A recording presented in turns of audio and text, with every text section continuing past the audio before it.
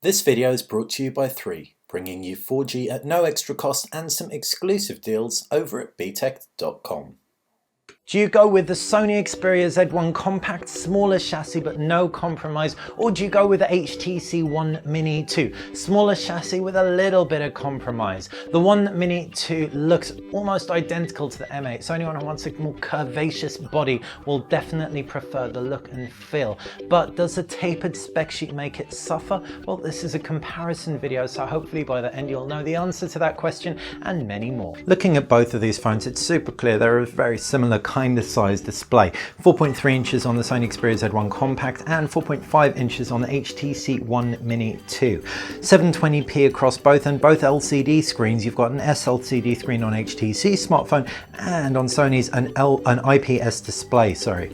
You've also got boom sound speakers up top and bottom of the HTC One Mini 2, giving it significantly more height than the Sony Xperia Z1 Compact. What it has in height though, it makes up for in curvaceousness. That brushed metal backing sits really nicely in the hand. It really does feel like an HTC One M8 Mini rather than an HTC One Mini 2. If we were to pull the Sony Xperia Z1 Compact into frame, you don't have that curvaceousness, but you do have very classical omni-balanced design and of course a whole load of color in there to give a lot more fun factor than the gunmetal, albeit beautiful gunmetal HTC One Mini 2. As far as key design highlights on the One Mini 2, 5 megapixel front-facing camera, like we said, those boom sound speakers up top and bottom. You've also got on-screen buttons. On the right-hand side is a micro SD card slot to supplement the 16 gigabytes of onboard memory. You've also got a volume rocker, while at the base of the phone is a micro USB port. On the left-hand side, no buttons, but you do have a nano SIM card slot, while up at the top, 3.5mm headphone jack and a power button as well. Flip side, camera, 13 megapixel rear facing camera, and that flash, it's a single flash, not a dual tone flash like the HTC One M8, and an NFC contact point, not to mention an HTC insignia. So yeah, all in all, the HTC One Mini 2 is a real treat to look at and feel. Feels brilliant, premium, flagship type device, but doesn't have flagship spec, and we'll come on to that a little bit later.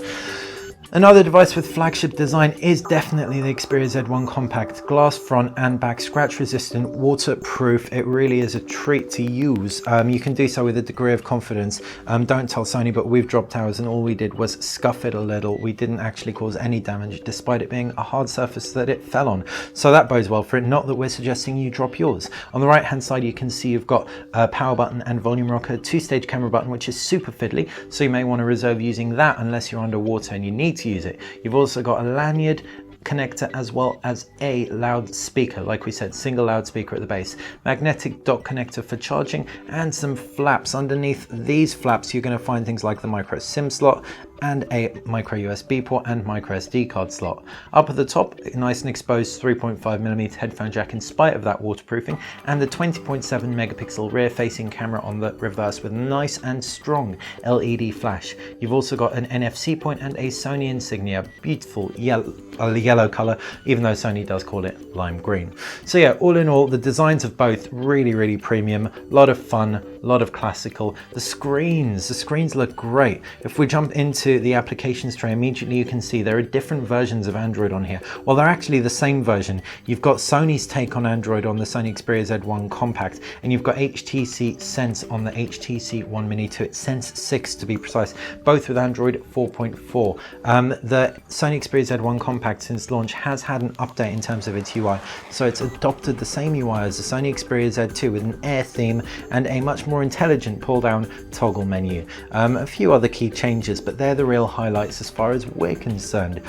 So like we said, Android. The Sony Xperia Z1 Compact has a range of variable home screens that you can overview. You can swap out your themes quite quickly and add widgets, apps and wallpapers. If we were to jump into the multitasking tray, we can have small applications that float around the screen, and in the applications tray Sony's also added a really nice touch there. You can uninstall apps really easily and discover new apps through Sony's Select Store and the Google Play Store as well, and search your apps and reorder them, whether it's be in folders or in your own order. HTC has a similar kind of option in the applications tray. With HTC's applications tray, you can also rearrange the size of your grid, so you can have it either 3x4 or 4x5, and we like it 4x5 so we can get a few more applications in there. As you can see, we've also got the option to lay things in folders, rearrange apps, unhide and hide apps, and obviously uninstall as well, and you can do that by dragging and pulling up to the top. As far as the actual main home screen goes, once again you can pinch and you can overview your applications and add widgets in this pinch out menu. You've got Blink Feed, which is HTC's aggregator of news and other content. It includes social content like Facebook, Instagram and Twitter, and what's great about it is you can switch it off if you don't like it, so no need to complain about it.